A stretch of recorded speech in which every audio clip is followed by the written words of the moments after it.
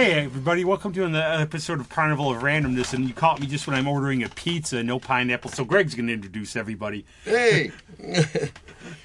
Oh, that's me. Hi. Well, we've got a really good music show today. So we've got, I'm going to read it right down the line here. We got Charlie Newcomb. Hello. Say something there, Charlie. Come on now. I'm here, Greg. I'm here at Andy Calabrese Productions, my home away from home. Ken Colombo. Hello, keyboard Greg. player. It's wonderful to see you again. I think that's 3 times this week. It's yes. Well, you know, we get around. We got to get new friends, I think. You were bug driving up and down the same old strip. You need to find a new place where the kids are hip. That's exactly right. Oh my God! And from WXXI, we have Mona Seghatoleslami. And I want you to introduce your name because I don't want to have to say your last name, Mona. Well, I did it perfectly. You So, did. yeah. Nice. I listen to XXI. I know. Glad that Ken Colombo, one-man street team for the little, has brought me here. So. And Mr. Jim Bristol. Nice to be here. Thank you. Come on, you can do better than that. You've seen the Nice to be pictures. here. You've seen the pictures. You wanted to come down. You've lobbied. You're here. Thanks for Well, coming. you're sitting in my home away from So home. Mona, Yes, I guess a lot of stuff's going on with XXI and everything in the show and radio and everything else. It's public, so Yeah. So, well, you know, even through the pandemic, radio kept happening. We kept coming into the studios, so we were able to keep playing, but we weren't able to do things like have live shows, have groups in, and we even have a thing called Beer Choir where we lead singing with local beer. So no getting together with beers with 100 people lately, but maybe it's going to be coming back. beers sing. That Yeah. sounds Oh, it's good. people singing, not People, beer. yeah. Oh, the beer helps you sing eventually more and more. Nobody wants to sing at first. Like a drunk in a midnight choir. yeah. Ah, yes. That's even weird. You don't think about this, but like the podcast, we closed down because of COVID.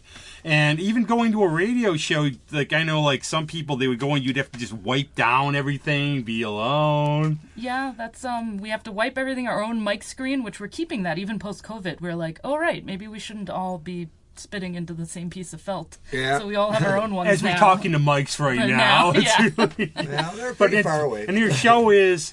it's a- So I'm on Classical 91.5 from 3 to 7. It's a mix of classical music, you know, everything from medieval chant to Bach and Beethoven to things being written today, and a really great variety. I like about classical, it's like all different sounds. It is true. I heard, so I came home like a little late last night. I was listening. It was like sort of almost this electronic type music playing. Oh, and we have a video game show starting. That's actually in July. It's called, I am going to blank on its name now, Gameplay. All video games, wow. That symphonic sounds music, cool. and other styles. So The yeah. little Pac-Man music and all that. I think XXI's done a great job of just switching things up instead of it just being like the typical, you know, quote unquote long hair, you know, classical music of the past. You know, you guys are really have great variety, and it's that home approach too that you do, because when I listen, everybody's actually talking to you. You know, you've got a great style with the whole DJ thing, if you want to use that term, but it's not just, well, we're going to play this song and then you shut up, you know. Community involvement. Community I involvement. feel right is at the home key, with her right? talking right next to me. I'm like, oh, this is great. Well, it's funny that everyone's like, oh, it's so calming to listen. I'm like, it is not calm behind the scenes, but I'm glad Right. that's coming through. 'Cause It I'm does like, come through. Why That's is all this I CD really listen playing? to now on the radio is classical. It's, You know, and then I'll send a message to Julia. Hey, I remember that song. What was the title of it again? Well, I know Symphony sometimes number 5. That's no. when I was going to the Harrow, well, I still belong to the Harrow, but I haven't been there in a while. But John Andrus was always there. Yes, he is. Yeah. He remembers all the details and all the dates of the world, and seems to be He does, yes. He's everywhere with his amazing voice. Yes. So, yeah. September 10th, 1694. What happened? He'll tell you. And now our other guests, what do you... At chime length. in- Yeah, our other guests chime in a little. What do you guys do in terms of music and everything else? Start. Well, a nice segue. I started out classical violin. Thanks a lot, Charlie. 6 No. years old, Oh, wow. and did the Suzuki method, which kind of got my ear training going. And then I graduated to, from Beethoven to the Beatles and Hendrix and the guitar. But I took, sort of what I had learned when I was in the youth orchestra and all that, and kind of applied it to rock and roll. That's interesting. I've noticed that how we start at one place and go to another, but it seems like sometimes a lot of people start at rock and roll, go up to jazz, then go up to classical. You did the reverse. Well, I started with the classical and then the rock and roll, and then I found all the rock and roll, like Yes and King Crimson, that was very classical, Right. so it all made sense. And it's all kind of related in a way. It is, though. That's the thing. That's like, again, this show illustrates we have such a variety of musicians here, different types, everything else. Plus, we have a drummer. Oh, yes. Well, Animal here. But that's okay. I try to glue it all together. Yeah. And one day I will rip out the little horn I got at Midtown Plaza's Christmas. It's like a kazoo, and I will play. Great. Well, it's funny, the progressive rock thing, though. I mean, a lot of us did grow up with that. I mean, and I always liked that because it was challenging. When you had to learn the stuff, you had to understand music to play it. You couldn't just sit down and, it's 2 and 4 or whatever. I mean, you really had to know the parts. You had to understand how it all worked together. And a lot of that's missing now. Musicianship played a part in pop music in a Right. big way in those days. Yep. And a quote from a recent guest, once you learn jazz, you can play anything. Yeah, pretty much. Well, and I like when I start to see like local groups that are collaborating that are different genres, and people are like, I'd be surprised when I see them working together. Like, I don't even know if it's like there was Herb Smith is in like the RPO, and he Right. plays in a great jazz band, and I saw him working with The a poet. Freedom Trio, which I was blown away by. It was It's just sort of like, absolutely. is that legal? But then He was here a it few works. weeks ago. He's It awesome. works great. Coloring outside the lines. Yeah, or Michaela Davis, who I met her, interviewing her. She was on a show we had done. She was like a sophomore in college playing in the harp concerto contest at her college, and now I see her, on Tiny Desk with someone from Grateful Dead or something. Yeah. she's Yeah, on somebody stage with actually, Bob it's like Weir. one of my Yeah. friends is a big Dead fan. He goes, "Your friend's on here," and it was Bob Weir. And there's Michaela on stage. You could find the clip on YouTube. With Bob Weir at the Landmark. Yeah, with It's Bob like, oh, Weir. And I remember fantastic. going to her Dead shows, and I'm not really a Dead person that much, but I remember Not going yet. to her shows. Yeah. You don't We'll smell get there like it. eventually. Did you go to Hammondsport? Yes, I was at Hammondsport. It was good, but I'm a little worn out because I'm old. So, but our other guests, chime in. What do you? I'd like to chime in and just say that it's nice to see Charlie here. I'm one of the older fans of his band, the Kind Brothers Band. In that, I'm not one of the earliest ones, but I discovered them in the early '90s. So I used to go and see Charlie, religiously. And then one day I had the distinct honor. I woke up one day and he was my roommate over at Murph's, our dear friend who has since left this realm. But he brings a lot to my music, and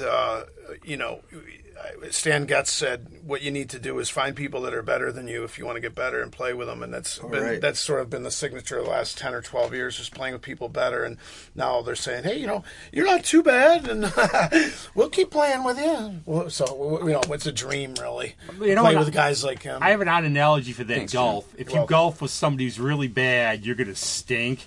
If you play with better people, you tennis, get too. better.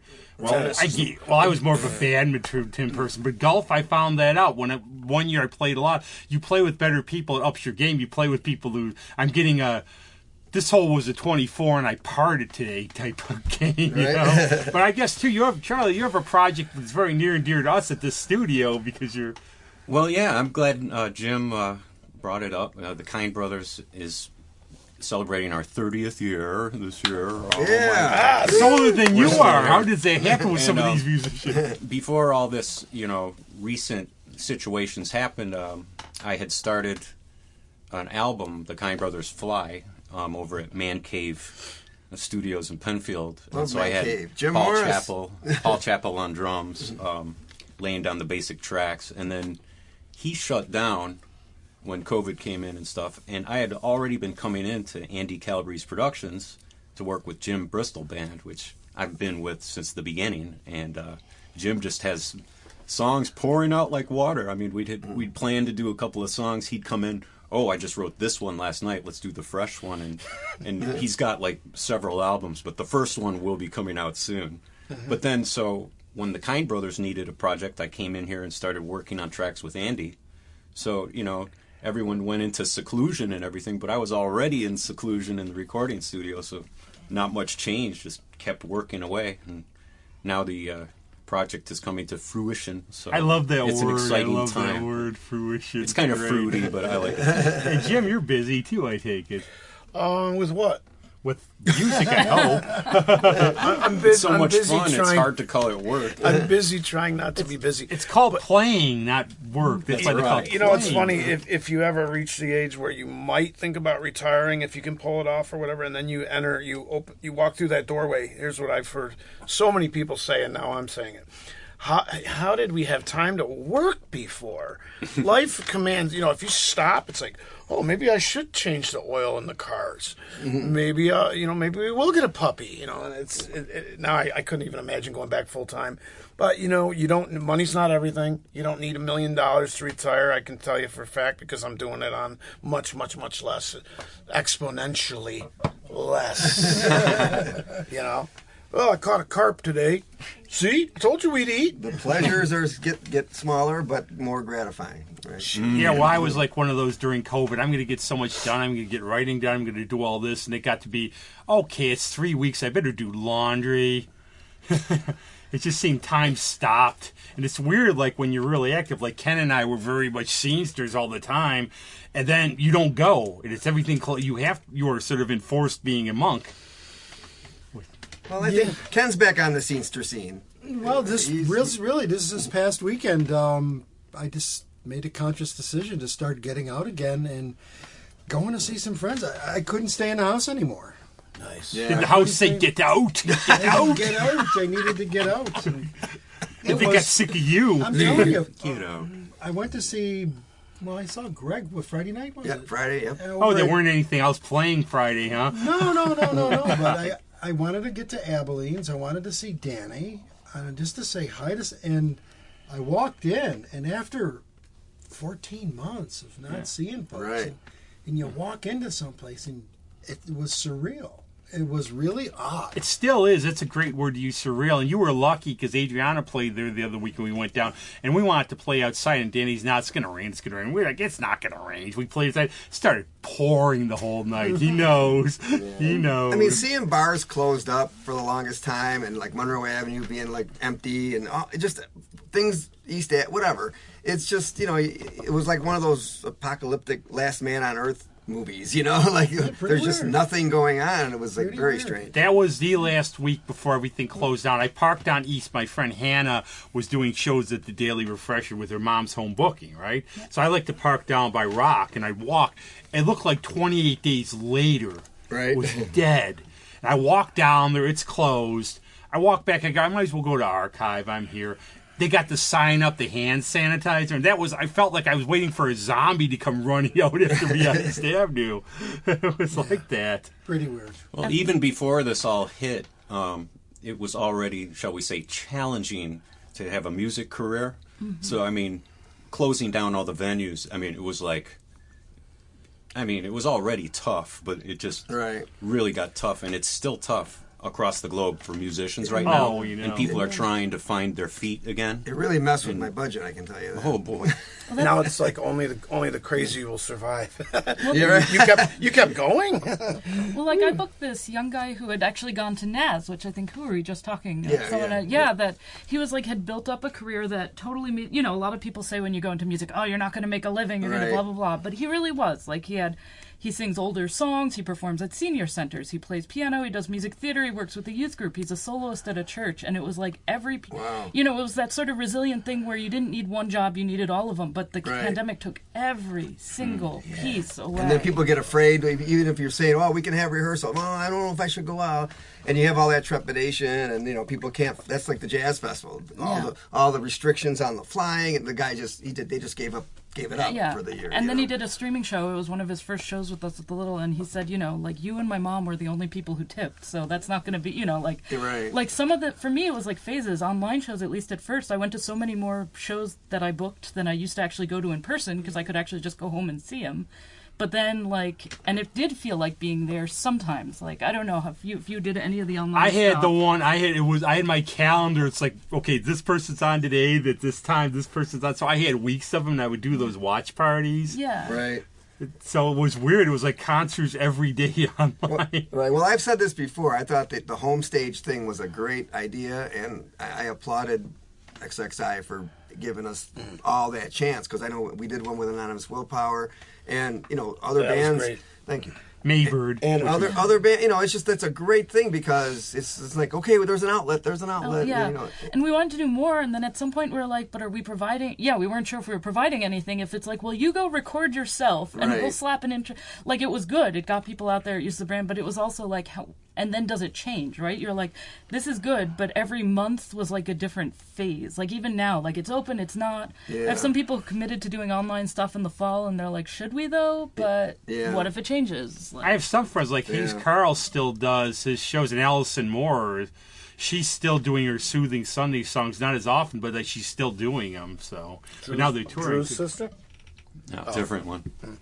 No, a different or one. like Laura Dubin and her husband Antonio Guerrero streaming out of their basement, and like every They embarrassed me night. though one time when they mentioned my name on there. Our friend's doing a watch party. Like, I expected like a line outside the door. I'm like, do you have masks? Do you have 8:30 p.m. every night through the pandemic. I mean, it helps to have a spouse who's a musician, at least in their case. Right. My husband's a pianist. And people are like, it must be so beautiful to hear the piano at home all the time. I'm like, I can't. No more Bach. I should never be sick of Bach, though. So we've all seen Robert Fripp and his wife's videos, right? Yeah. Every week. That is, there's been that's one of the high points for me through this whole thing. Mona and I were talking a few minutes ago as we were driving out here. The things that I've seen over the past year, I want to see new. I want to see things I've not seen or heard before. Yeah. And Michaela Davis comes onto that list. Sam Snyder comes onto that list. And Toya Wilcox, what she has done in pulling out her husband out of whatever depths of quietness he's been in for 74 years, it's been so entertaining. Seeing them at home as people, Right. bucking up against the same stuff we're all bucking up against. And it's been a lot of fun. I just thought of what I wanted. And it turns out Robert Fripp is lighthearted and hilarious. He is. Who knew? Who would have guessed? And Toya is like a force of nature. Her music isn't probably for me, but lots of respect. And she's got a new album come out. It's very 80s new wave. And she English. her voice is almost classic stage, old song kind of stage stuff. Okay. Yeah. She's like a voice of the 30s or 40s. She maybe? came up in the theater in yeah, England, that so kind of Where you had to sing good and loud. Maybe that's what it is. She yeah. was on stage with Sir Laurence Olivier when she was very young. Wow. So Oh dear it goodness! was quite a high water mark to reach. I see Jim percolating over here. Well, I just figured out Did you ever see the one joke thing about different math, like Boris Karloff plus Chuck Berry equals Keith Richards? They had one. Shatner minus Shatner equals Olivier. What I was going to say is my personal vault of music is right on the other side of this barrier. And I'm like, what would I play? You guys said we might play one. Oh yeah, we will. Well, at the end you what am I can even gonna surprise play? us, so you can Finally, tell us. I finally figured out what it is, and So Charlie's, stay tuned. Stay Charlie's tuned. playing on it. It's called Shadows. There you go. We'll stay through the credits. Stay through the credits. But I always say one of the landmark years of music for me was 2012 here, because that's the year My Plastic Son played one of the first time. Roy Stein's, but that's great. Michaela opened. I met Michaela. Then it seemed like it felt that whole generation where I met like Josh, I met Sam, I met all that new generation of musicians. And then I see a younger generation of it. So it's like we have the older, younger. There's so many different varieties here. Michaela opened for Roy. My Plastic Son. I met her in. That was at Sticky Lips. No, this one was at Love and Cup. And I think actually I'd have to ask her or them. It was either winter of 2011 or early 2012. Because I was at the first show for. But this was at Love and Cup, and she opened for them. I mean, and then it seemed like after that it fell into place. Well, Sam played with My Plastic Son, Kyle. Right. And I met all of them, and it just seemed then I had this whole new generation I met and became friends with. And then now there's newer generations like Adriana and the younger people playing now. And then there's the older generations. It's great. Utes.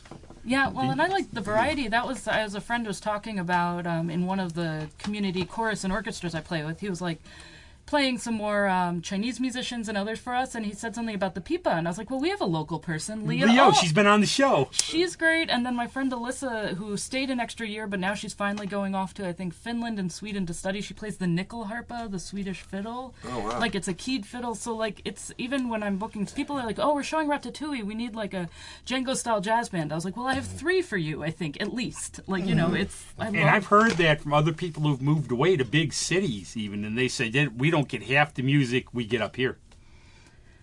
I was shocked. A friend who lives in Atlanta, I was like, what's playing down there? Like, he said, a lot more up here. And I'm like, I was shocked, big city. It's more choices, right? Yeah. Yeah. And I think maybe some towns are known as rock towns only, then they don't have the variety we have. You could go out back in the day before COVID, you could go out, okay, anybody comes out, what do you want to hear tonight? Jazz. What do you want to hear? Swing. You want to hear rock? Go here. Yeah. Everything. One of the things Mona and I did not discuss on the way over here was that You had the best talk before you came in. Everybody's doing that lately. It's show prep. I know. Well, then, the next best talk will be after we turn off the microphone. That's I right. have one more thing I meant Yeah, to tell right. you about. That always happens, too. But I had a conversation with a friend of mine yesterday that we used to both produce a show at the Little called 3x88, and we have taken a long hiatus, and it will be coming back. So the 88 is the 88 keys on the piano, and we would have 3 piano. He and Paul Nooms, we were really hosting it. 3 piano players, different styles. Like you could I have, remember like, that, yeah. classical pianist, Avis Reese from Danielle Ponder's band. That you one know. dude who does the one finger pointer. We had some Anything. entertainment. We had some kids up there that would just blow your, just amazing musicians. So I hope I grew up with classical and then met rock, actually sort of in a pattern like Charlie was talking about, like the Beatles, and Yeah. and then, who are the other people? What is the British Invasion? And now I'm listening to the stuff that was probably popular when I was in high school. I'm like, I shouldn't have really resented all those bands. They were actually good too. I'm finally catching up. I'm always behind on a lot of groups like Especially that. the B-side. Yeah. So, but then to hear, I love all this, classical music is a huge part of my life, but I love all these genres, and I especially love 3x88 when people do find out that they have a lot more in common, that it's not, I think some of the old attitude of classical music was, this is the music, and there were rock guys who were like, we're fighting the, Right, stuff right. again, and then back then I'm sure as well, but now it's like, oh no, we all do music and we all want to do it well, and we all want to hear something good that speaks to You us. think of the that Beatles, makes they us came feel up, they away. always loved Buddy Holly. They wanted to be a rock and roll band, but they became so much more. They didn't just stay. It didn't go from when they started. That I think they amplified it on those greatest hits albums with the blue and red records. Right. Where they show the front, they're all like the, Yeah. Teddy Boys or whatever. Then on the back, all the long hair. Well, and even if you say disco sucks, I've said it. I heard "How Deep Is Your Love" the other day by the Bee Gees, and I was humming. And Yeah. how deep is your love? And everybody did it. The Stones had Miss You. Every band Right. did disco. But you know what? Disco actually started out, if I remember correctly, they used to take jazz songs. They took jazz songs and disco-fied them, like Funk jazz. What a Difference a Day Makes and things like that. And those were the first early disco songs, and they were actual people playing them, I believe. And then it just got... Well, I think people said changed. it sucked because, for one thing, they were taking up space in venues where your choices became less. If you loved rock, all of a sudden your favorite venues had these disco groups, and you're like, what the hell? I want to see. I want to see what I want to see there. Disco's in the way. But I mean, we had Saturday Night Often Fever. not groups, but records. So like musicians are out of a job. There you type go. thing. Right. Well, and which, Not just And I didn't want to wear the outfits and dance on the dance floor, Oh do my that kind of God, stuff. yeah. under the I hate roof. to say like DJs are not musicians, but but There's then that, the too. art of they're not playing an instrument that you have to practice Well, and all if that. they're just playing a record and not doing anything, but if they're altering it, then they're like Then they're that's an scratching. artistry. That's yeah. an artistry in its own Well, we way. talked about that on another show, too, about pacing. And when you pace, putting songs together, how you create a mood and how you read the crowd and how you might have one thing planned out in your head, but then you see the crowd, okay, I think they're not ready for this yet. And then you work up to it and you work up to whatever you want to, What is your blog, like a carnival of randomness? Yeah. This is pretty much, yeah. I was gonna say, We could end up sharing recipes or something. Well, here's my random thing then, is that last night I saw the movie Nobody, the action movie with Bob Odenkirk of Mr. Show as like an Okay. action hero. Oh, my God. But it's kind of comedic. But the thing that was great in this movie is everything, the music drops that came in and what happened were like, it was choreography, right? Like while he's shooting all the guys or while things are blowing up and then he takes a cigarette out, they chose every bit of music so well. So That's cool. I was telling my sister this, and she's here visiting, and she was sort of rolling her eyes at me being a music dork about it. But it was not just, that's a good song. It was someone who put that together understood like they were composing. And that's even like Right. radio producing, the flow. And Yeah. or if you're producing a record, you put these parts in, right? It reminds me of that. Remember there was a fight scene in the first, I think it was the very first Punisher movie, and he's putting this Russian guy, he's smashing him through a wall, and they're playing this like classical weird thing, and it's like wow, and it's like all this violence, but then there's like nice happy like I just finished watching Star Trek strange. Picard the first season, and they have like sort of a lot of classical. That's good. But one of the things about classical, the reason I found it is I read the lives of the great composers, which I think anybody should read. And the whole idea I got about classical from a non-music person who loves being around it is every classical song, if you pay attention to it, it's telling a long story, and it starts and it will come back to the end at the beginning. And that's how it goes. Yeah, a lot of the. And I think a lot of music, that's one of the themes lately. A lot of music is a story. A lot of songs are stories. Yeah, people say a song or a dance, but I think there is, even if there's no like, oh, this piece is Till Eulenspiegel's Merry Pranks. It's about a guy, and they depict in music. That's one of the first classical pieces that I was like, oh, I really get that the program notes relate to what I'm listening to. And the right? instruments play characters. So there's those, but then there's even ones where there's no official story, but the same theme comes back, and it makes you feel a certain sort of way. The right? leitmotif. Yeah. So, and I mean, I like, and there's all these people who are in between classical rock. I mean, you mentioned Fripp or some of the longer, like, you know, there are short classical pieces, like a Schubert song is 3 minutes, and there's things we call classical that are, and for silly reasons, but they're quote unquote, pop groups that have. Emerson, Lake and Palmer. Palmer. Now, Mona, when you yeah. say classical music, now there was the classical period of composers. Oh, yeah. There was the Baroque, the Romantic. So what people think of as classical music, Right. I mean, I find it hard to pigeonhole things to one genre. Yeah, I agree. Because Oh, I can't totally. say I love classical because there are certain composers I love. Honestly, there are certain composers that come on and I'm like, this is terrible, and I turn it off. Now, I listen to a rock station. There's classic rock things I love. There's other ones that I turn it off. I Yeah. don't love it. There's some reggae I absolutely love. I love Bob Marley, and then there's some that I don't love. So I can't ever generalize and say, I like this. Right. Yeah. You Yeah. gotta keep it within the line. I always, the quote I I, like a constantly certain use band. is it's Duke Ellington's quote about there's two types of music, good music and bad music. That's one of my favorite quotes. And I'm always one of those people who say, go see what you like, but go see things you've never seen before. You might like it. Because I try to be a proponent of local stuff. And so one of my things I found out, like in high school, remember, like most high schools, especially I went to a Catholic high school in the suburbs, you were pigeonholed. You were the metalhead. You were the alternative. And if you ever like see a friend, like if somebody was like a big Metallica fan, oh, I heard Sting's album. If anybody heard that, they would be pariah.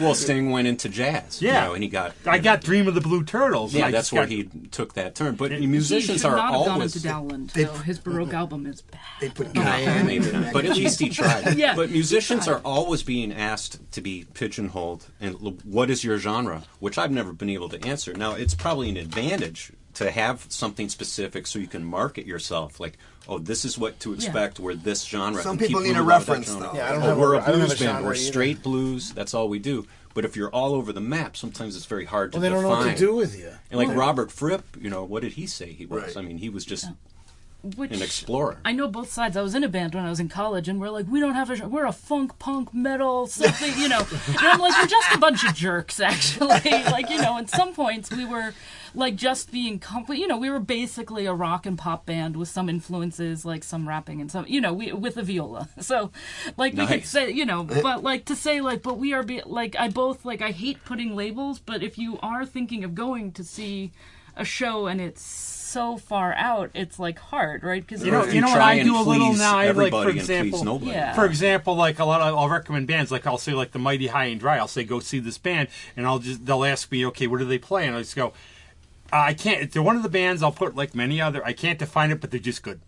Eclectic is the Well, word. my Right, friend, that's yeah, right. you, That's Jim, for I when think you Jim have has some thoughts on this. I because you had, struggle with I had this, a right? friend in Maryland named Bill Van Buren. Went to see Neil Young with him, and we saw what was it called? Greendale. Greendale, yeah. Well, we wanted to hear all the classics, and Neil's like, nope, Greendale. It was Only so the new album. hard for me to swallow after paying the money and $75, and I was like, oh, I'm gonna kick his ass. No, but I heard people saying, I'd like to punch Neil in the face, and I was like, well, that's a little extreme, but It was a polarizing record. my friend Bill, he said it Love it or so hate it. beautifully. This is beautiful. He goes, I wasn't that bummed out. He says, because, sure, my taste in music is this big, and he held his hands about 12 inches apart.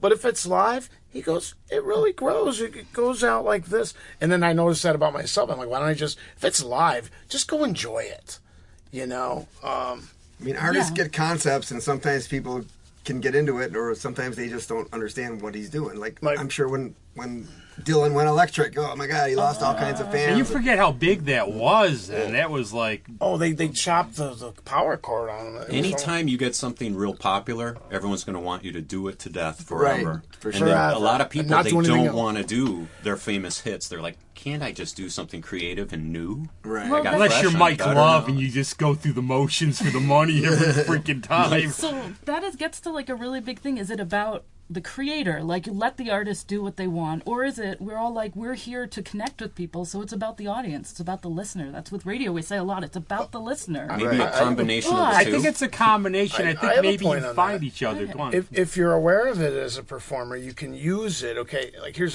a micro example. I'll be at a gathering and people will say, "I fucking hate Bob Dylan." I heard a guy say, "I hate Bob Dylan," and I didn't care that he said it, but I knew I was playing later, so I started out with "Tangled Up in Blue," and he was right up front, and he was like, "What's that? What is it? What is it?" I'm like, "Hold on." Finished it. I'm like, "Well, that was Bob Dylan," you know. And he's like, "I love Bob Dylan." It's like Mikey, he likes it. He likes it. It was live. I didn't like the Dead until I saw Charlie and Greg play Eyes of the World right in front of me in someone's living room, and I flipped. I remember once we had a gig at the Hootenanny, and we were on stage getting ready to play, and some guy came up and he's like, "Whatever you do, don't play Mama Tried." So I was like, okay, you guys, key of D. And we opened with Mama Tried, which was unplanned, but just because he requested we not play it, I'm like, Did come he on, have we're gonna somebody do who went it. to jail or something? Well, like Ken, you're Yeah, well, like I turned 21 in prison doing like Yeah, right. parole. you're like a wide-ranging fan of, you go hear like all the local bands, but also like we talk about like Glenn Gould or Tomita or like Sure. or yeah, I don't know, like eccentric. Well, that's one of the interesting things that somebody mentioned earlier about the music microcosm that we have in Rochester and how broad it is. Of course, the Eastman School is going to have a huge influence on that because now we've got all these kids, we've got all these students, we've got all these teachers, professors, performers in that building that are doing, by and large, free concerts and recitals throughout the week. So you've always got that to go and draw on. And yes, I have gone to some of the concerts at Hatch Hall where the kids that are in the electronic experimental music departments are doing new things. 2019, which was my most recent. It's the most recent I could give you because that's the last time I went because of COVID. What they're doing with today's technology, with today's instruments, how they're making it work on stage live, how they're making it work for film. I've been going way down the rabbit hole on a lot of the soundtracks and doing music for film, and all of those that are writing for film. Trent Reznor, here's a guy who was out rocking. Now he's, Academy Award-winning composer for film. Well, look at our Mother's Bow from Yeah. Devo. Yeah. That guy is all over the place. Trevor Rabin from Yes, Yep. huge in Yeah, soundtracks. exactly. I mean, and it's so amazing to just see how all those pieces are put. You talk about from a production value standpoint. And I think artistic people like to challenge themselves and do new things and go to new Absolutely. frontiers. And I saw a friend's band just debuted, and he was telling me the toughest thing he plays is reggae. Like they do, what's too funny about Peace, Love, and Understanding, they do like a calypso beat. He was telling me afterwards, that is so hard for me to play. And I think that's almost like you try to challenge yourself and go, well, I know I can do this. Let's try this. Well, reggae sounds simple, but it's a very specific Right. feel, Yo. especially for the drummer. Yeah. And you hear a lot of people try to do reggae and get it wrong because they haven't put the time in. Right. and I really mean, gotten the I feel. like know the one drop thing, but other than that, I don't know too much. I mean, there's Yeah, but different it probably ways. took a while for you to get it. Oh yeah. I've noticed it takes a very good drummer to play a straight beat and keep everybody in the band happy and not going, ooh, Yeah. Wow. and only the other guys, all they can do is just get on a runaway train. And it's like, didn't it sound great? How fast and loud I was? I know, right? it did. But can you play Simple Twist of Fate? Sometimes it's what you don't play. I learned that from Steve Gadd, actually. He would like put these little spots of silence in, and it's like, man, that speaks volumes. It's like what you don't play is louder than everything else. The spaces. And it's crazy. Less is more. Yeah, and I'll tell you real quick. I just want to run it. Going back to the schooling thing, and rock and roll versus classical and this and that. When you start doing deconstructing pieces, okay, 1, then it goes to 5, then it goes to 2, then it's the 5 of the 5. You know, all of a sudden you start seeing the patterns, and it's the same chords. It's the same structure, kind of. They're all using the same elements, but it's like language, you know? It's like you just putting the words in a different spot, you know? And knowing the languages can be something that adds to your... at least I hear songs where people seem to, be working something in. Like a little reference is cool. Or Right. just recently I was playing for my sister. I love this very silly genre that's proliferated online. I don't know if you've heard anything called bardcore. It's people taking rock and pop songs, like Lady Gaga or whatever, and they do it like a medieval, like, cool. Renaissance song, fair. Renaissance fair. I've been doing I've been aware of that stuff for a There's while. a monk who does rock and roll songs. He does like heavy metal songs and Yellow Submarine. He just got his big drum bongy on. And this guy's great. It's fantastic. Yeah, so like there's using it seriously, artistically, and then there's this whole, I think people are having a lot of fun making Lady Gaga sound like she was at the old Ren Fair, like it's... I used to love Renaissance and those bands, like, because they utilize that, and I wish that, that minstrel thing, it was like, sort of just... Well, like Gentle Giant in the... Or not Gentle Gentle Back to Giant. progressive rock. Free hands. Yeah, back to which is I was going to bring up the phase where people turned all against it. Oh, if it's complicated, it's not authentic, it's not felt. You know, When we have punk so and many new head wave trips, came yeah. and flattened all the dinosaur rock. Yeah. And then it came back, and then Nick Hornby, who wrote what's it called, High Fidelity, wrote this review of Radiohead, calling it everything fatuous and flatulent about prog rock and Jefferson laptop, and so like we get Yikes. like our own critics, or maybe even our own brain, we get into a thing, and then it's like, but are we listening, or are we building up an idea? Well, people have their own tastes, and people like what they like, and you can't really fault anyone for that. Yeah. But, like, critics, I mean, a lot of times I'm like, okay, so what have you ever done? What have you ever achieved? And I when believe you're it. just Right. tearing down the artist, which happened a lot in the 70s in journalism, these people with their poison pen, it's like... And it's Right. tough. If Well, you're going to pride, put your music out there, you better get ready for some reviews, and they might not all be, I touchy-feely. have that attitude, though. It's like, okay, get in the arena, see what you can do. It's like, what are you trying to tear people doing? I respect anybody who goes on stage, because I won't do it. I'd rather read some music generation that is knowledgeable and they're aware of the music. Yeah. And then it's more of a critique of the artistry Right. rather than just tearing people Or the down. reviewer should go to the fans and say, "What did you think of the show?" and write it, because he already doesn't like them to begin Yeah. with sometimes. Well- and that sucks. Yeah, the thing for a critic that I like, someone said, it's not you. When I was writing about music, I would say, I don't want to tell you what I like by telling you, I want to tell you what to pay attention to. Like, if you like this, and that's, and because Danielle Ponder just spoke at an XXI event about all that having local press writing about her positively did, that got her the next gig, and now, Right. she's Newport Jazz Fest later this summer. She's Yes. opening for Grace Potter. Her music is some HBO show. That's also talking about scores. That's where people are learning a song. It's in the background. So, like, that mix of, like, right, you could be tearing something down, or you could be opening worlds for people. Did you know, hey, look at this, look at this, That's look great. at That's this. And that shows you're listening to the music and, Yeah. and being perceptive about it and bringing to light some aspects of it. And then people listen and think about that stuff. Grace Potter is an interesting example, actually. Yeah. Because have you seen, like, a few years ago, that whole ooh la la and the image she had? She went more pop. She was wearing the little tight skirt and the getting out front and no more Hammond and, just being a pop star. And it was like somebody in management said, okay, we're going to switch you around and we're going to make you Well, that was the thing. Grace came from the jam band festival realm, which is kind of my area. Right. And it's much more organic. I remember bands seeing them. They were playing, great. 3-day campouts, lots of bands. It goes late at night. It's Yeah. a very free-form thing. I guess maybe we'll get back to the summer, maybe. Yeah, so We'll hopefully see. she went back to her original. One of my friends, She was so much organic before, no pun intended. one of my friends last year, this was the year of getting concert ticket refunds, obviously, in the mail. I got my Nick Cave in Philadelphia thing back, but he calls me up, he goes, we'll go see Jason Isbell anytime he plays. He was playing 2 gigs only with Trey Anastasio. And when it got canceled, I had to call him and go, "Don't drink yourself into a tizzy." It's hard to take. There's cancellations and postponements. What do you guys think about something you were talking about a moment ago? You may not love a band, but you can respect them. And what popped into my head was the Ramones. Okay, I don't have any of their records, But when I see them, I mean, they grab me. You know, I want to be sedated. You can't help but go like this. And the guitar player with that freaking, he does it for like 45 minutes. No one knows, you know, what kind of designer drugs do you have access to? How do you do that? Well, you know, much respect to anyone who goes out there and does it, builds a name, and climbs that mountain.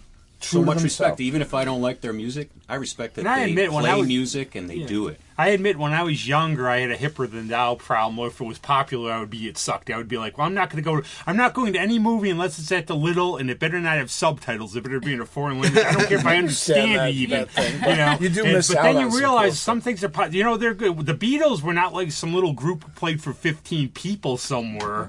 You know? Yeah, it's so, after hearing so many friends who are like Ed Sullivan Beatles, you know, people a bit older than me, that was the defining moment for them. When I finally met someone who was like, I was a jazz guy, I hated them.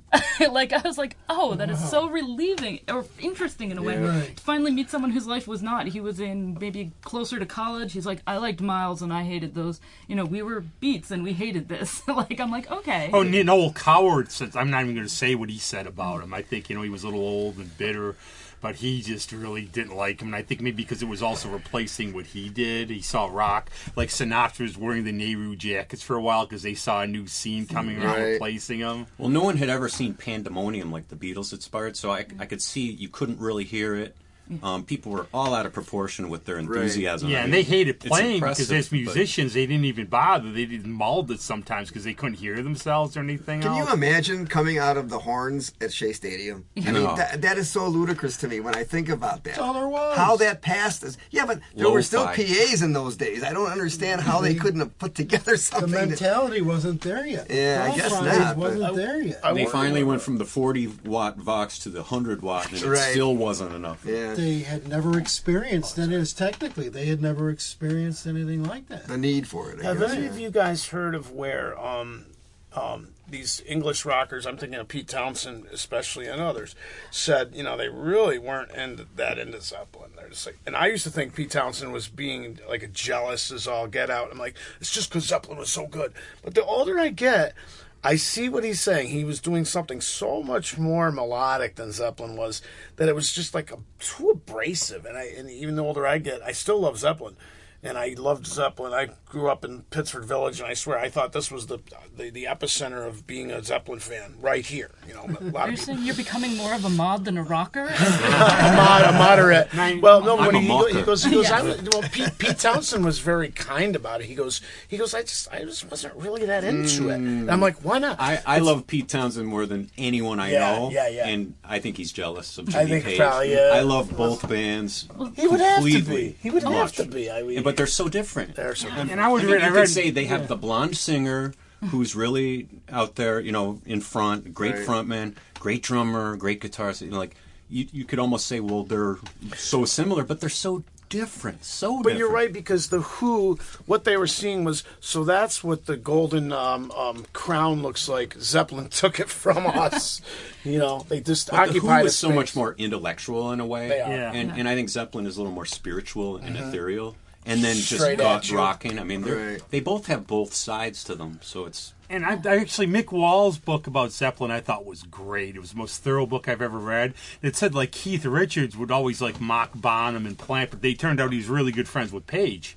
Oh, yeah. You don't know and if it Keith was- Moon got on stage with Zeppelin. Yeah, you don't and Bonham know. had him You share don't the know if kit. there was like jealousy sometimes because all of a sudden you forget how huge Zeppelin was. And the Who. And then they were both brought down by the punks as dinosaurs and like pretentious when it's just greatness. I mean, when do you ever see bands like that? And there was a lot of tragedy in Zeppelin. There were like two halves because of with Plant, the car crash, his son dying. So he really divided like physical graffiti then on. And I guess when Bonzo passed away, he was actually sort of relieved they decided not to keep going because that last period was not fun for him. Well, imagine if the Who had stopped. I mean, they had a similar thing. Yeah, an equal tragedy, but they decided not to stop and to keep going. Yeah, and Kenny Jones' book, which is really also fascinating in terms of rock, he said really him and Roger really never got along.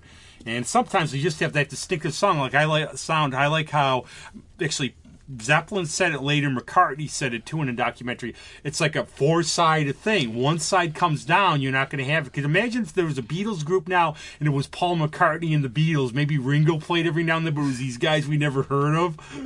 Well, Paul McCartney's show, his Paul shows McCartney now are is- so you Beatles-centric. can't- So, I mean, Yeah. it's the closest you're going Going to get. from Keith Moon to Kenny Jones was like, I mean, night and day. I mean, there's like no comparison. I mean, you got Who one could be that's moved wild alone? abandoned and the other one's locked in. You know, In it's like- retrospect, I have much, much more respect for Kenny Jones. I remember hearing the first drum beat in Face dances. in You Better You Bet. Yeah. And Moon would come in and be like, blah, blah, blah, like falling Yeah. down the stairs, and Kenny Jones is like, da da da da da da. Right. And it's like, what?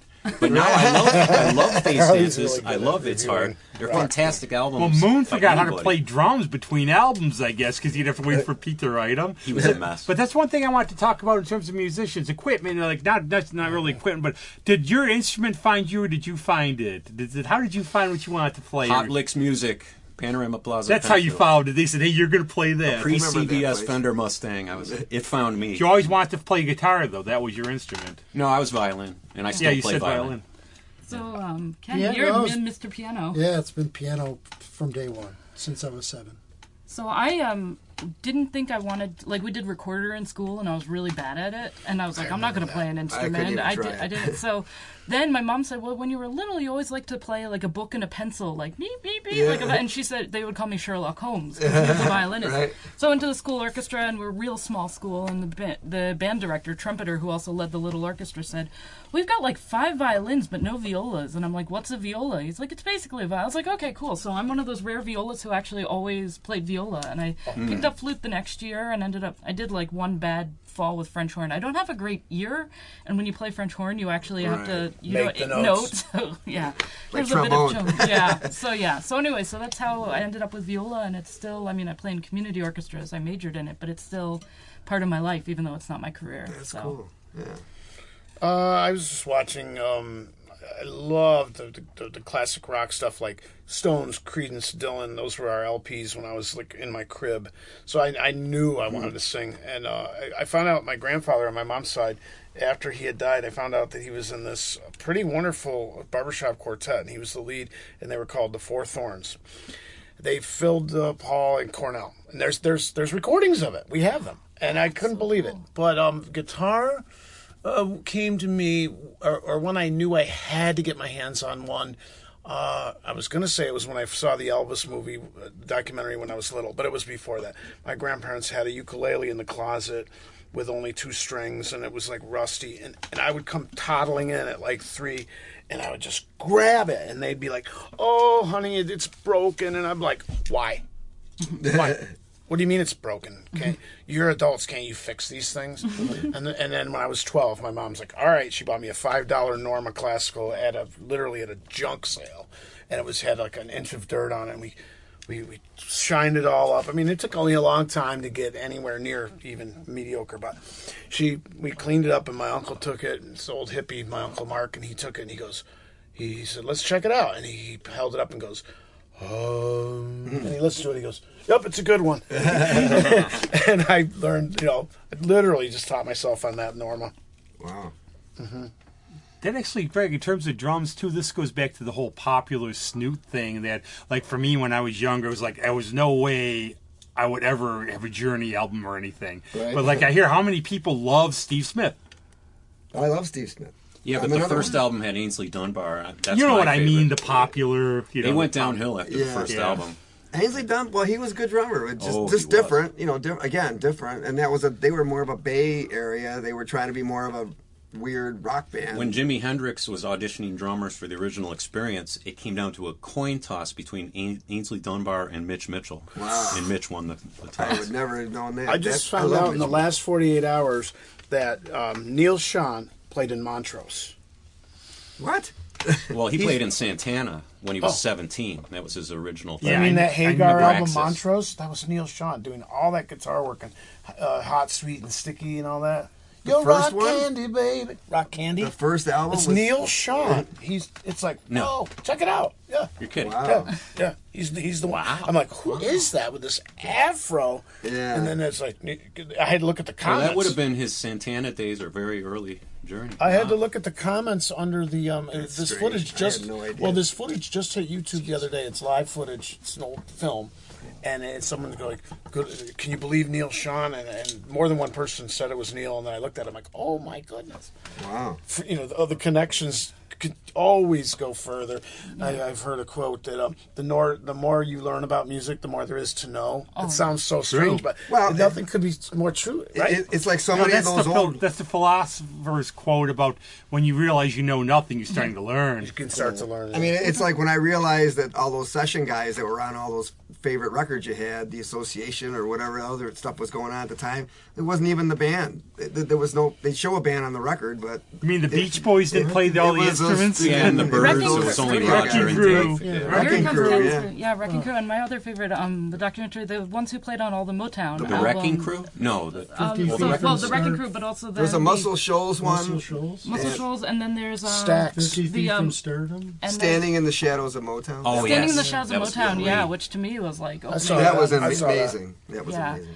But I was thinking about, you were talking about like local scenes and like, the Beatles, right? They're huge, and how everyone encountered them, but they came out of a scene playing clubs, right? Like the Right. Cavern and stuff.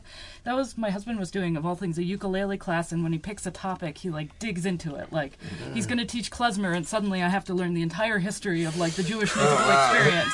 And we're going to do the British invasion, and we're listening to Lonnie Donegan and really hearing what That's skiffle cool, is, though. and That's how you thinking gotta do it. about like how, like, apparently at the time he said like, if you wanted to be cool, like people were doing jazz, but it was like a jug band, like more authentic, like Right. seeing like that was the hipster music, and that's so seemingly uncool in a world of rock and roll. Rock and everything Island else. Line. Yeah, so we were like Well, looking at it's Rock nice to hear Island the ukulele come into the conversation, because my father played ukulele, and it sort of got me my start into strumming something rather than bowing something. But like when I lived many years in Hawaii, and I found out it's ukulele. Oh, thank you for that one. And it's a flea. An uku Yeah, is a jumping flea. flea. Oh, So wow. they thought the sound Tiny. of the ukulele was like a flea, jumping flea. It's funny because you tune it. My dog has fleas. That's Yeah. true. Next time your dog Please has have fleas, my put your dog. ear up to the flea and see if it sounds like an ukulele. But Mona, I want to ask you a question on just your thoughts on this. There's no right or wrongs on Yeah. the show.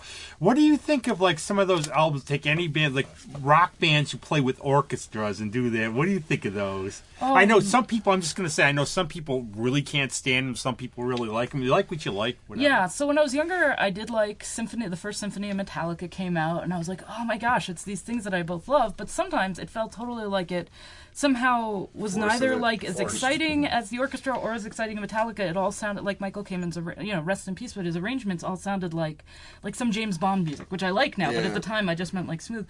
On the other hand, 4 cellos play Metallica, the band Apocalyptica was all I wanted to be when I was younger. So I think it can go really well. It depends what people are doing. I like more rather than that just sort of mashing. When people work together to create something, I'm on the board of this music group that's flute, clarinet, double bass, electric guitar, and piano. And they're like a classical group, and they like commission composers. They're a nonprofit, but they're like a band too. And they have like we had them on Live from Hochstein, and people are like, electric guitar on the stage of Hochstein on a show on 91.5, and I'm like, get used to it. It's happening more. They work with a banjo player. I was living in West Virginia for a bunch of years. I got much more into like Appalachian music, and so that's sort of a side thing. So I guess I'm okay with it. Everything can be done well or poorly. Ken, did Deep Purple do one too? Yeah, Deep Concerto Purple for- did one, Yep. right? Concerto I was for just music. sitting here thinking of all the different Procol Harum. Yeah. Well, I think Way the back first in the one day? was the Moody Blues Days of Moody Future Blues. Which Class. was supposed to be New World Symphony by Dvorak It was originally. supposed to be. That is very true. But the thing Found with another that is life that or the orchestra was recorded separately, and it was in between. So the band did their stuff alone with the aid of a mellotron, which King Crimson later became famous for, and Genesis, and groups like that. And, I like Days of Future Past, but I think the best one, like Deep Purple did Concerto for Group and Orchestra by John Lord. the John Lord. They had done a song called April in their third album, 1969, which had, a whole orchestral section, which I thought was way better. I was expecting better. I love Deep Purple, but I don't really like the Concerto for orchestra. I think Yes's second album, Time in a Word, it's like the best experiment of rock and orchestra, and it was done in London with a youth orchestra, and they sound fantastic. And it doesn't get much credit, but I really think it's the best that's ever been done. I'll have to listen to that Two one. pieces come to mind for me. I'm thinking a couple weeks ago, I'm surfing out on YouTube, and I listened to all of Tarkus. Oh, yeah. One of my favorites. Now done fully by the Japanese Symphony Orchestra, where the band is now, they're gone, but they have left their legacy. Right. And now to hear all the strains in the opening fifths and so on of Tarkus by a full-blown symphony orchestra, that was just really, really something. And the second piece I was going to make was Brian Eno, Portsmouth Symphonia. I actually think of Rachel Barton Pine, who I hear a lot on XXI too. She'll do like Crazy Trains. They haven't thought about it. Ken, there's a young pianist named Rachel. I'm friends with her on Facebook. Oh, Yes, you gotta go. Jeannie Flowers. Yes. Flowers. Yeah, Rachel Flowers. Yes. Check out her solo piano version of Tarkus. I've been following her for 10 years. There's also the funniest story I might have heard. I've shared this story a lot. Like it's Rick Wakeman when they would do the long pieces. He had that cape. Yeah. He'd have it over his head because he was eating his curry dinner during the show. That's the kind of thing I want. I want like to play a song that's, well, this is 40 minutes. Go get me takeout. Yeah, Wakeman, you've seen the movie Listomania, right? Yeah. Yeah. Okay. Yeah. Couldn't I'm get gonna through write it. Yeah. It's Couldn't kinda get through it. ridiculous. The vampire scene, I was done, but it was very good. In some ways. I was just going to say, in regards to Rachel Flowers, don't be surprised to see her at a future jazz festival. Oh yeah. Well, that's like definitely. artists who are kind of doing, like Dan Tepford. You know him as a pianist. He's not playing those things, but he's both like classical and jazz, or like, I don't know, friends who are fans of like, oh, I'm not into all classical music, but I like Keith Jarrett and Sun Bear, like, that sort of. I find guitar ends up in that space too, where fans are like, friends will go to classical guitar night because they're like, well, I like Leo Kottke, I like guitar stuff, and classical music on guitar is one step over, kind of. And Not I to think be like also, that I think the secret thing is, plan. like you see with a lot of older musicians, they want to keep doing different boundaries, but I think some of them, they make their money and they're comfortable. And we brought it up. Just think about like Richie Blackmore. He's like the guitar guy. Now, what's he been doing? Blackmore's like Renaissance fair music. Even with that hat he wears. It's beautiful. And I love it. I love the great version. stuff. I love their version of Greensleeves. It's probably my favorite. But I mean, you play like more like Jim Americana, don't you? That's all? Yes. I love bluegrass. I wish the world was just one big bluegrass festival. But so I drag that into. I'm constantly playing the blues and bluegrass and hoping people don't notice because they say they don't like it. But then if they say, but I like your music, then I know that I've won. The label can't. That's one of my friends who's a radio announcer says he doesn't, like on some stations like RUR, you don't say the songs beforehand, you say afterwards. Right. But on classical, I mostly say it beforehand because, like, what if you go away for 10 minutes or 20 minutes or 30 minutes and I you wish know. she had said it because I Yeah, like it. but my friend says, like, why tell someone Bob Dylan's coming up if they have a preconceived notion? Why should I say, I've got some Beethoven on the way, or I've got some Philip Good Glass point. on the way? They'll kill it. They'll cut But it so off. what if they afterwards hear, what was that? I liked it. Oh, that was Philip Glass. I didn't think I liked Philip Glass. So it's tough, though, because I would rather just inform people. I don't need to make it a punchline. Like, And I think sometimes, like, I mean, I remember, like, for bluegrass, and I liked Alison Krauss, Union Station, but I remember when Oh Brother, Where Art Thou came out, then it got a bigger audience because then more people see it. And I think a lot of people, I do think so many people are stuck in their own ruts of what they know, and you almost have to, like, spoon feed them. Like, if it comes out, oh, wow, it was in the Star Wars movie, Luke pulled out the Sadly ukulele, true. it's like, but that's how a lot of people are, because I've always been very open to all kinds of music, but a lot of people just, okay, what's on the top 40?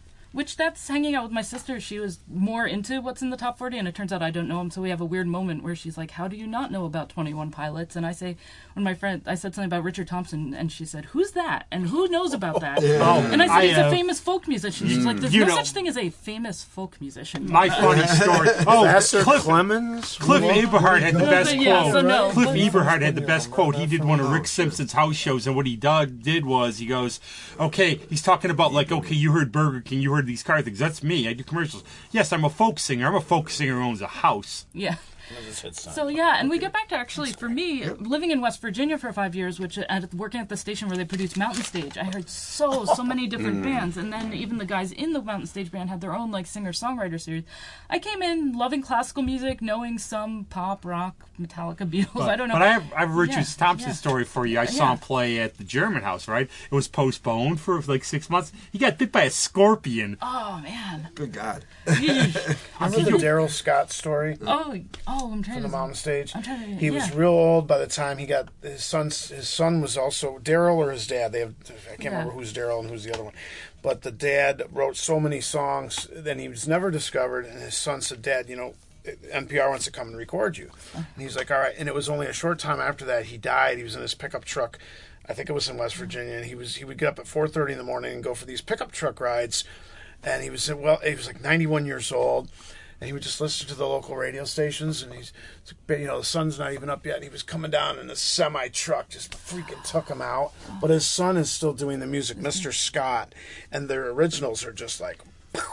And that's where I guess I got more aware of all the musicians who are on all the albums, that sense. And also that when I was first there, they said something like, our show does all sorts of things, bluegrass, old-time, Americana, folk, singer-songwriters. And when I first got there, I was like, it sounds like you're saying the same word over and over again to me. And now I'm like, oh my gosh, the difference between bluegrass and old-time. I guess there's and even always, going on, and even like with my Mike sister's Murray Top and 40, his show, if you listen to all the stuff around it, you get caught up. I'm like, Mike, I hate you because I heard all this African beat I got to buy. I'm writing the names down on the show before and everything. But that's what the beauty of music. I think I always say the themes of the show, we try to promote all things local music, all good music, that it just brings people together, and there's so much to find out there. And on that, too, I just got a text, the pizzas I ordered in the parking lot. So it's been great fun. Get them while they're hot. Yeah, it's been great fun, and I hope you'll come back whenever you want. Thanks for being here. And what's coming up for everybody? And then we have a treat for you afterwards. You want to just start at the end? Well, sure. You're special because you were at the end. Yes, you are. You want to sit at the end, but you get to be the first. The song I picked has Charlie playing good violin. Well, yeah. We'll get to that. I can't wait, for this Jim Bristol album that's coming out. And Thanks. It's earthy, and it's a variety. So, that's wonderful. Now, the Kind Brothers band is more of like a rock band. Yeah. Well, that doesn't tell you. And much. that's now we can. And these days we can find you on all the social whatever things. We've been doing like historical on archive.org, like historical recordings from 30 years ago, which is very much different. We started out like Grateful Dead covers because that's how we could play the Warehouse. They wanted people who could do that, and then we'd slip in our original things, and that's kind of how it grew. I know the Grateful Dead now because Michaela was doing those shows, and I went to them, so I'm a little more Michaela aware. Does great Grateful Dead I've covers. Heard and I've never really been being like one of those punk rockers. This is like I'm like a lonely punk while they're dancing and they have Choli in the air. The thing I love about them is Michaela and band is they do the 60s Grateful Dead, and they do it very accurately. And I love like the young kids. I always call them the young kids now because of us, but when I got to know them, all their musical knowledge, like the old stuff, like Neil Young, everything, it's great. And props to Bob Weir for inviting Michaela to join him because it added a whole and brought her to a whole new audience. Even like with Adriana, I know like even Billie Eilish. Greg. Oh, yeah. And all this electronic music. But Ken, what's coming? What do you just look for Ken on the scene now? Buy him a donut? Give him a, I was actually in conversation yesterday with a former co-producer, and we're looking to put the 3x88 back together again, so that's going to be happening. Musically, as far as performance goes, right now I'm still on sabbatical. I have not decided what it is I want to do. 264. That's 3x88, isn't it? There you go. So yeah, musically, I'm just still taking it easy. I'm not in a band currently, and enjoying it. So. Excellent. Mona, I know there's a lot coming. Oh, yeah. Well, I'm on the air back from a bunch of vacations and visits with family, but on the air 3 to 7 every weekday on Classical 91.5, so it's 91.5 on the FM dial. But you're affiliated with the Little, right? Yeah, so live music is outdoors in the parking lot now. It's Tuesday, Thursday or something? So it's like Wednesday, Sunday, but the crazy thing is they just told me they're like, you can book back in the cafe again, so if I get my act together starting July 8th, we'll have some Thursday, Friday, Saturday shows. I've been just at first, there have been so few shows back that I haven't been able to even book the regulars for like one show, right? Like, I'd like to hear Hannah Piquet at least Oh, once. yeah. I'd like to hear like the Brothers Blue once. And then I want to actually start looking at bringing in new bands as And well. if they tore down Paradise and put up the parking lot, they better play music in it yeah. at least, you know? And then Mona, the is other- this on WXXI.org?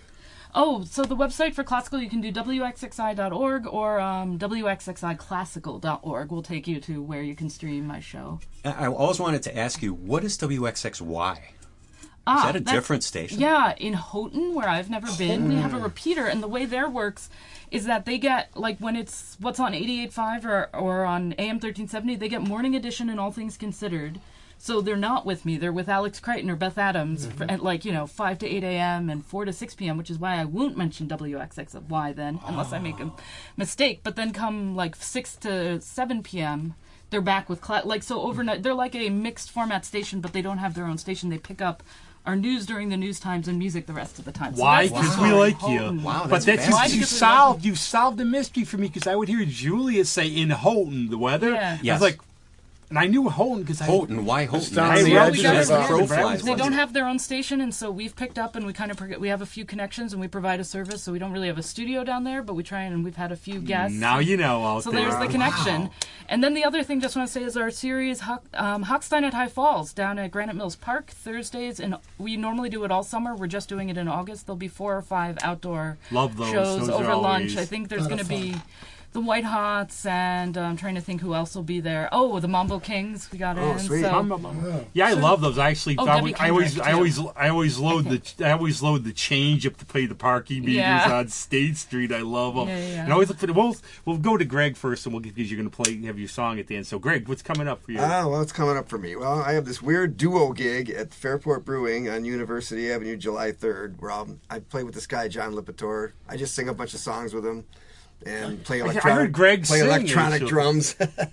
So it's Fairport Brewing in the corner. Yeah, on University Avenue. on University. Yeah, wherever that's that weird. one is. It's Their actually satellite you location. go There's actually the rock climbing place and everything. Because one of my friends played there. I had to find it, so I walked by it. It's on the edge going on, but there's a big sign in front that says Fairport Brewing, and there's a Fairport Brewing in Fairport. But it's a good place to play. I didn't know they had music. I bike past there Yeah. almost every week. So. Yes, but And then July 15th, I've got Anonymous Willpower over at Photo City. So I'm kind of excited about that one. Deb Jones got us in there. that's so. a neat that they've redecorated it there. It's really cool. It's see all your friends. And there we go. Now we are going to play one of your tunes that has some of our guests on it. I asked Andy to. And what's queue coming up for you also as well? What's going on? The album. We're just Putting the studio album on. rats. Studio. We did that, but I This will year. say I cannot wait to play the Little, and I'll tell you why. If we ever get to, I love the audience there. The audiences listen, and Right. I'll pay you. So if we could play that, because people will listen, and we have stories to tell, and they really do roll out. And some, it's like, oh, I had no idea. Yeah, that's part of the title. That's why it's called Shadows. Blah blah blah. Yeah. I mean, people sometimes that's a good example because people go there because they know they're going to listen to some good music and they can relax. And sometimes people don't know why they're going out. They're just, I just got to go do something. I think that's And then become a theme now after COVID, where it's like, okay, and I hate to say it too, like some places you go, I get really mad when people are just talking over the music. And No, I everything. have Why'd a you come theory out? on that. Right. It's amateur listenership, and what it is the what do you call it? The adrenaline of your coffee or your beer that you're having. Then the music kicks in, and you're just like can't even handle it. You got to Right. tell your life story before it wears off. And you're just up there playing, and you're like, kind of makes sense. "Geez, look at them! They're really loving what we're doing." People do get loud as they drink more. Yeah. Well, we had at the show at Aged Bear, their opening, they had balloons, and I know one of my friends on stage, he said, they had to keep tossing the balloons around the whole first set. I guess seeing them and distracting me. I'm expecting, what is this, like a jam show where they got the color hula hoop going around and stuff? Well, it's like that whole experience, but that is also gets back to like what, as a listener, are you coming there for? Like they could be coming for your artistic expression of who you are, or you could be coming there to feel something, to be somewhere, to be. I'm just there for the music. That's It really my whole is. thing. It is, and it's like they're stealing the show back for themselves. And I get it. It's how we're human beings. Yeah, they better not do that with Steve Earle, or you'll get yelled at Ryan Adams or something. You'll be in a lot of trouble. I don't blame them. They've earned the right to say, "Can you keep it down or leave?" Yeah. No, and Ryan Adams, the one time somebody yelled Freebird, and he goes, that would have been better in the 70s when they weren't all dead.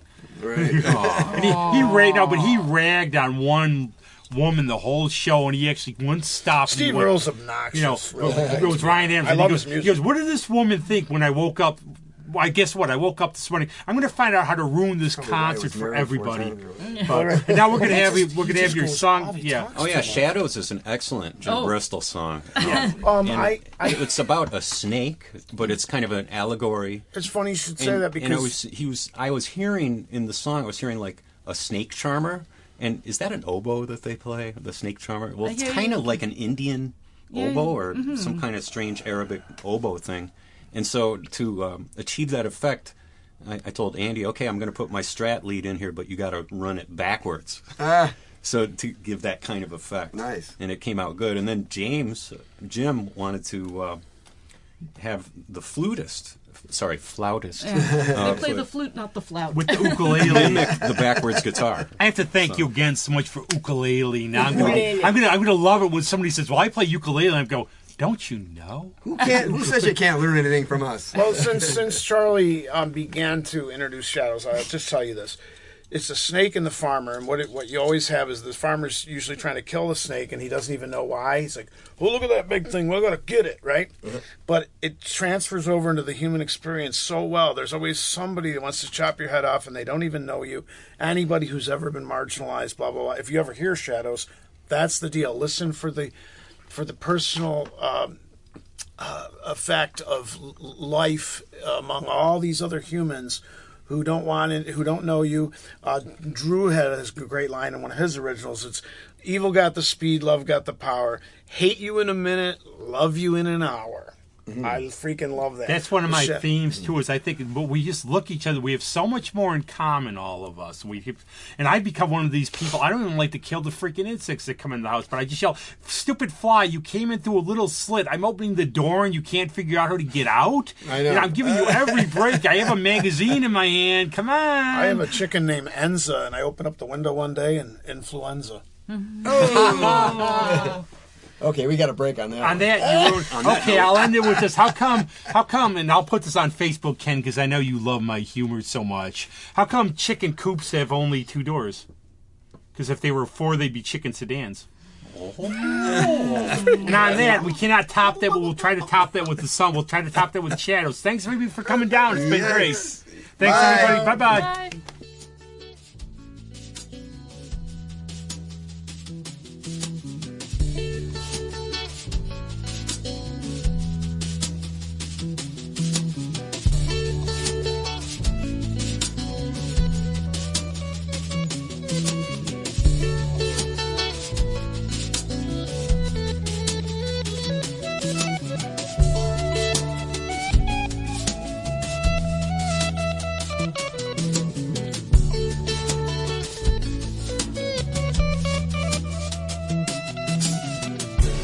I got a reason for taking my time, 'cause I wasn't born with a ticket to ride. I'd like to believe I'm just one of the guys, but I'm one of these creatures you tend to despise.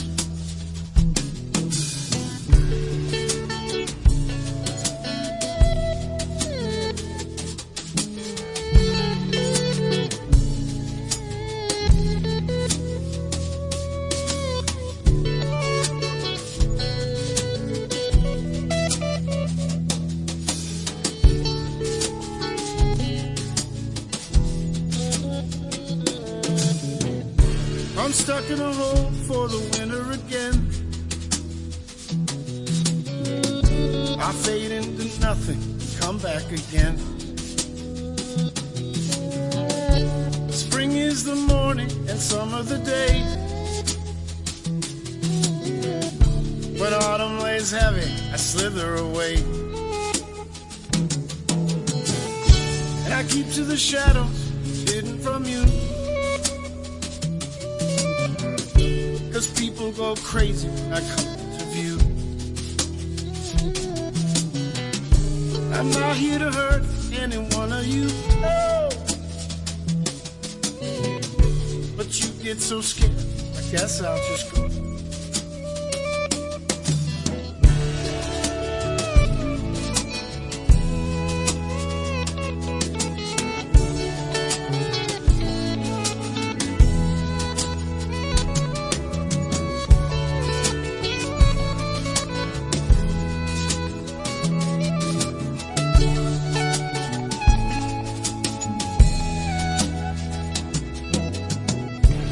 please look away if I'm shedding my skin.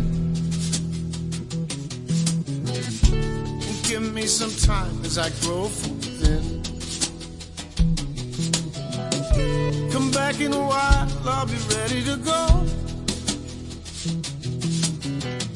But I won't hold my breath, 'cause I'm always alone.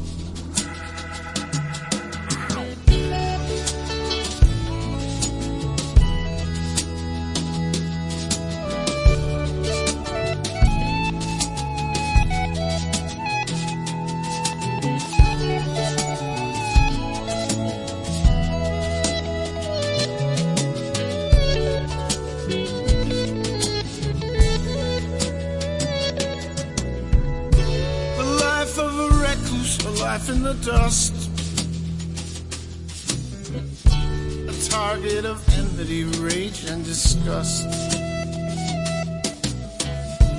If only you'd look at the good things I've done and put down your shovel, your noose, and your gun.